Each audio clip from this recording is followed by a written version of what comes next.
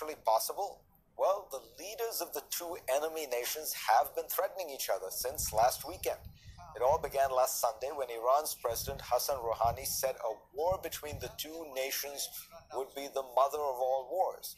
President Trump, of course, responded late that night with a tweet that said, in all caps, "Never ever threaten the United States again, or you will suffer consequences the like of which few throughout history have ever suffered before." Iran's foreign minister responded similarly in all caps, "Color us unimpressed." And the leader of Iran's powerful Quds force threatened on Thursday that if Trump began a war, it would be Iran that ended it. Tough talk. Joining me now are Robin Wright, who is a contributing writer at The New Yorker and a fellow at the Woodrow Wilson Center.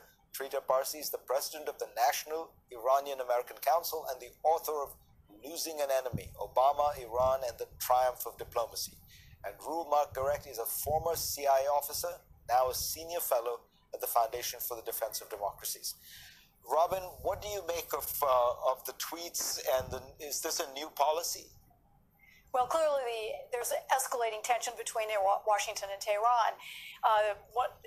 The administration believes that the revolutionary government in Iran is vulnerable, and it's escalating the pressure economically in terms of a kind of intelligence information campaign. It's gaming that the regime will be under such pressure. It will have to go back to the negotiating table to talk not just about the nuclear weapons program, but also the wider array of issues we have with Tehran, including its human rights practices, its missile tests, its meddling in the region, its support for extremist movements.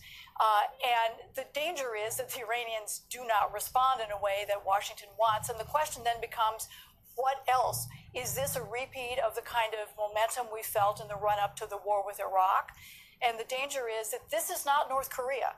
This is not Iraq. Iran is a very sophisticated polity. It has very important oil assets, and the other 5 members of the team that negotiated with Iran for this historic nuclear deal have said they're going to stick to it, and that includes Britain, Germany, China, France, and Russia.